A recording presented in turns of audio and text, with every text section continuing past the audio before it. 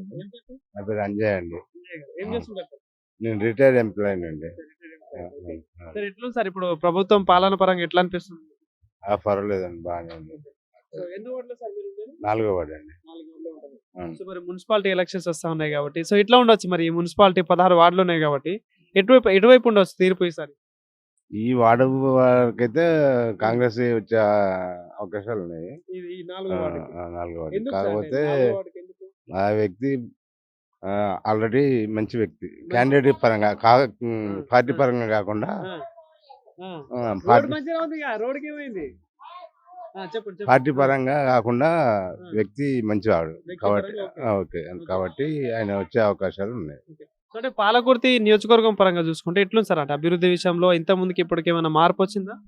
ఇక మార్పు అంటే మామూలుగా వచ్చింది. ఓకే. పర్వాలేదు, ఓకే. బెటర్. పోయిన దానికంటే మాత్రం బీఆర్ఎస్ కంటే మాత్రం కాంగ్రెస్ కొంచెం బెటర్ బెటరే అనిపిస్తుంది. అనిపిస్తుంది. అంతే. అంటే ప్రభుత్వం ప్రజాపాలన అంటా ఉంది. 6 గ్యారెంటీలు అంటా ఉన్నారు. సో ఎట్లా ఉండదు సార్? వాటి ప్రభావం ఉండొచ్చా ఈసారి ఎన్నికల్లో? ఉంటదండి కొంచెం. ఎందుకంటే వాళ్ళు ఆల్రెడీ 6 గ్యారంటీలని చెప్పి మొత్తం ఇవ్వలేదు. హ్మ్.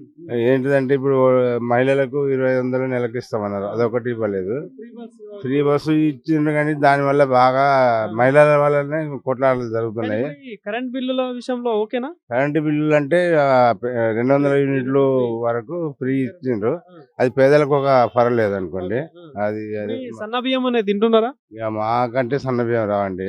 రిటైర్ ఎంప్లాయీ జాబ్ కాబట్టి కాబట్టి అవును. పర్వాలేదు, తింటున్నట్టు చాలా మంది ఫ్రెండ్స్ పక్క ఫీడ్‌బ్యాక్ వాళ్ళు ఎట్లుంది? కూడా బాగానే ఉందండి. Feedback okay. బాగా ఓకే. ఓకే. ఇప్పుడు రైతులు చాలా మంది ఉంటారు సార్. ఇప్పుడు విలేజ్ ఏరియాస్ కాబట్టి.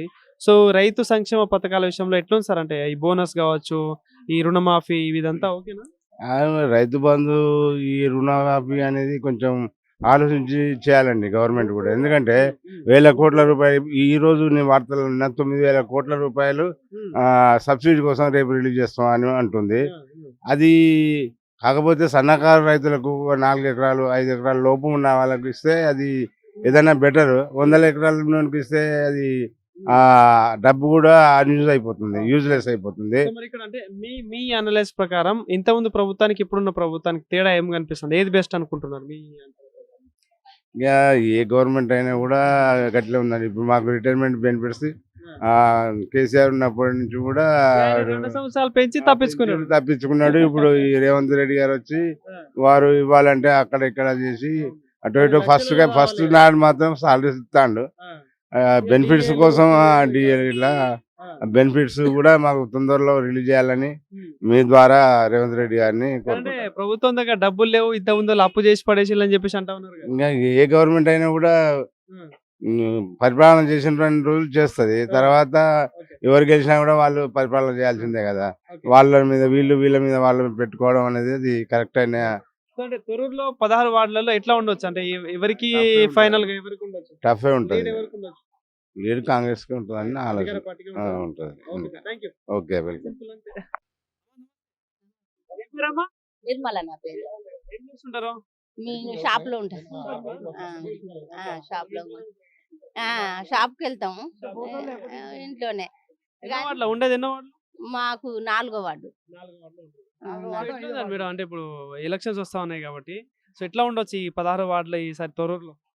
ఎట్లుంటాయంటే సరే, ఇక జనాల చేతిలో పని ఒకరికి అభిమానం ఉంటే ఒకరికి ఉండదు. కానీ కాకపోతే ఈ కాంగ్రెస్ పాలనలో ఇప్పుడు రేవంత్ రెడ్డి చేసిన ఏమున్నది, ఫ్రీ బస్సు పెట్టడం ఒకటి ఆడోళ్ళతోటి డౌన్ అయిపోయిండు. తిడుతాండ్రు, ఏం తిరుగుతారు, ఎక్కుతారు, ఏం ఎక్కుతాండ్రు సార్. మేడారం పోలే? మేడారం పోలే, భయానికే పోలే మేము. ఆ మంది భయానికే పోలే మేము. ఆ ఫ్రీ బస్సు పోవాలనిపించింది.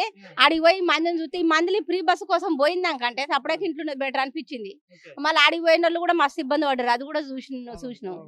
కాకపోతే మాకు తొర్రూరు గ్రామంలో ఏంటంటే ఆడోళ్లకు ఏమన్నా ఫ్యాక్టరీలు కట్టిస్తే ఉపాధి హామీ పని కల్పిస్తే మాకు మంచిగా అనిపిస్తుంది. అది ఒకటి అప్పుడు మంత్రి అయినప్పుడు అన్నది ఆ మాట. కానీ ఇంతవరకు అయితే ఏది లేదు. దయాకర్ రావు కాదు, కాంగ్రెస్ ఎమ్మెల్యే యశస్విని రెడ్డి మొన్న ఆమె అయినప్పుడే అన్నది ఆ మాట. ఆమె అయినప్పుడే నేను తొర్రూరులో కట్టిస్తా అది కట్టిస్తా అని చెప్పింది అన్నది. మరి ఇప్పుడు 2 సంవత్సరాల కానీ ఆడోళ్ళకు ఇప్పుడు మధ్యతరగతి వాళ్ళకు కొంచెం ఆడోళ్ళకు పని ఆమె ఉపాధి హామీ సుతార్ పనికి పోలేరు. ఏదైనా సుతార్ పనికి అట్లాంటి వాటికి కొంతమంది పోనోళ్ళు ఉంటారు కదా. ఇప్పుడు షాప్‌లో పోతే 5, 6 వేలు ఇస్తారు. అదేం సరిపోతది? సరిపోదు. అట్లాంటప్పుడు ఒక ప్యాకింగ్ చేసే పనులు ఏదైనా ఒకటి కట్టిస్తే అందులో కొంతమంది పనికి పోతే ఆళ్ళ కుటుంబానికి పిల్లలు మంచిగా చదివించుకోవడానికి ఉంటది కదా. అట్లాంటిది ఒకటి కట్టియాలని మీ మీ వార్డు పరిస్థితి ఎట్లుంది మరి? ఇప్పుడు మీ వార్డులో మా వార్డులో ఏముంది సార్, ఇప్పుడైతే కొన్ని నెలలైతుంది ఈ కాలువలు తీయడానికి రాక. ఆ నల్లాలు కూడా నీళ్లు చిన్న పైపులు ఉన్నాయి, తీసేయమని మేము ఎప్పటి నుంచో అడుగుతున్నాం. అయ్యి ఎప్పుడు తీసేస్తాం. ఇబ్బంది పడుతుంది ఈ సమస్య? ఇప్పుడేనా ఈ కాంగ్రెస్ ప్రభుత్వం వచ్చినాక? కాంగ్రెస్ ప్రభుత్వం వచ్చినాకంటే ఇక అప్పటి నుంచి కొన్ని అంత ముందు కొద్దిగా నీళ్లు మంచిగానే వచ్చినాయి. మరి ఈ మధ్యలో అయితే ఇక ఇంకా ఇబ్బంది అవుతాను. ఇక ఎండాకాలం చెప్పలే? వస్తే ఎవరికైనా చెప్పలే? ఇక్కడ ఎవరు ఉంటారు పట్టించుకుంటారు? పోయి ఇక్కడ కౌన్సిల్ కాదు అసలు, వాళ్ళు గెలిచినప్పుడు కనబడతారు, మళ్ళీ తర్వాత ఎవరు కనపడరు మాకు. ఎవరు ఇక్కడ గెలిచింది? ఇంత ముందు ఏ పార్టీ ఆయన? జంగాలైనా గెలిచిండు, కాంగ్రెస్ పార్టీ గెలిచింది. ఇక్కడ గెలిచింది కానీ ఆయన అసలు కంటికి కూడా కనపడలే. ఆయన ఎవరో కూడా మాకు ఇంతవరకు తెలియదు. అప్పుడు బీఆర్ఎస్ కుంది, బీఆర్ఎస్ కున్నప్పుడు నల్లాలు అవి వేసిండ్రు, అయిపోయింది, అవి వస్తున్నాయి మంచిగానే. కానీ ఇప్పుడు ఈ నల్లాలు అంత ముందు వేసిన నల్లాలు తీయమని మేము చాలా సార్లు అడిగినాం, అయినా కూడా ఎవరు పట్టించుకుంటారు. ఈసారి ఈ వార్డులో ఎవరికి ఛాన్స్ కనిపిస్తా ఉంది మీకు? అంటే ఛాన్స్ అంటే ఇక అది వేసేటప్పుడు ఇప్పుడు నాకు అంటే మీకు సరే తెలిసిన కాంగ్రెస్ పాలన ఉంది కాబట్టి అటు వేస్తే వాళ్ళు పనులు చేస్తారని ఆశతోటి వేయాలనిపిస్తుంది. ఆ, కానీ వాళ్ళు చేస్తారా చేయరా అనేది కూడా నమ్మకం అనిపించలేదు. మళ్ళీ తప్పదు కదా. అట్లా, ఇప్పుడు ఆ. కొంత ఛాన్స్ అయితే ఇచ్చిండ్రు వాళ్ళు. ఇచ్చినాం కదా, ఇప్పుడు ఇచ్చి 2 సంవత్సరాలు అవుతుంది కదా, ఛాన్స్ ఇచ్చి మరి ఏం చేసారు? అది మీకు ఆ? తెలియాలి. మీరు అదే చెప్పాలి. మరి ఏం చేయలే కదా. అదే. మేము అనేది ఇప్పుడు ఇంత ముందు ఇచ్చినాం, 2 సంవత్సరాలు అవుతుంది ఇచ్చి ఛాన్స్, ఏం చేయలేదు. మరి ఇప్పుడు ఇస్తే కూడా చేస్తారా చేయరా అనేది అట్లా అనిపిస్తుంది. ఆలోచించి అట్లా చేయాలి. అనిపిస్తుంది. అంటే పథకాల విషయంలో ఎట్లుంది మరి ప్రభుత్వ ఏం పథకాలు? పథకాలు వచ్చినాయి మాకు? ఏం పథకాలు ఆడోళ్ళకి ఏం వచ్చినాయి? ఏం రాలే. పావుల రుణాలు అన్నారు డాక్టర్ గ్రూప్ లా, రానే రాలేదు. అవి ఏమంటారు పల్లెటూరులో వస్తాయి, సిటీలో రావు, సిటీ వాళ్ళకు ఉండవంటారు, అవి ఉండవంటారు. అవి మాకు కాదు, అవి అట్లనే ఉన్నాయి, మేము కట్టుకుంటా పోతూనే ఉన్నాం. ఇంట్లో అంటే మీరు మహిళలు కాబట్టి ఇంట్లో ఉంటారు. ప్రధానంగా ఇంట్లో ఉండేటి ఏంది? గ్యాస్, కరెంటు, అవి సన్న లేవు. బియ్యం. కరెంట్ ఒకటి మాత్రం ఫ్రీ వస్తుంది. ఇక సన్న బియ్యం వస్తున్నాయి. ఇప్పుడు 4, 5, 6 నెలల కంచి సన్న బియ్యం వస్తున్నాయి. బియ్యం మంచిగానే ఉన్నాయి, మంచిగానే ఇస్తారు. కరెంటు బిల్లు అంటే ఇప్పుడు మాకు ఏముంటుంది సార్, పొద్దున పోతే సాయంత్రం మొత్తం కరెంటు. మాకు కరెంటు ఫ్రీ అని అవసరం లేదు కదా. ఇప్పుడు మాకు ఏమన్నా పెద్ద ఇంత ముందు ఏమొచ్చేది మాకు మినిమం బిల్లు 300, 200, 250 అట్లా వస్తుంది. ఇప్పుడు మేము ఒక ఏముంటది మాకు ఇంట్లో, ఇప్పుడు పొద్దున బంద్ చేసిపోతాం 10 గంటలకు, సాయంత్రం 6, 7 ఇంటికి వస్తాం.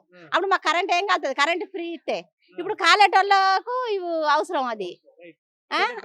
ఫైనల్ ఇప్పుడు పాలకుర్తిలో ఇంత ముందు ఎమ్మెల్యేకి ఇప్పుడు ఎమ్మెల్యేకి ఏమైనా తేడా ఎట్లా కనిపిస్తుంది? అంటే ప్రజల సమస్యల విషయం. ఎమ్మెల్యేకి ఇప్పుడు ఎమ్మెల్యేకి ఇంత ముందు ఎమ్మెల్యేలు వాళ్ళు కొద్దిగా ఏదైనా చెప్తే వచ్చి పట్టించుకునేది. ఇప్పటి వాళ్ళు మనం ఏం చెప్పినా దప్పున వస్తలేరు, వాళ్ళు పట్టించుకుంటలేరు. గెలిచింది ఎవరో కూడా చక్కగా రారు. ఇప్పుడు ఒక వార్డు నెంబర్ గెలిచింది అనుకో, ఆయన గెలిపంగానే ముఖం చూపించకుండా పోతే ఇప్పుడు మాకు ఏమనిపిస్తుంది, వీళ్ళని గెలిపించినాం కాబట్టి గిట్లా చేస్తారు, మళ్ళీ సార్ వీళ్ళకి వేయొద్దు అనేది ఆలోచన వస్తుంది.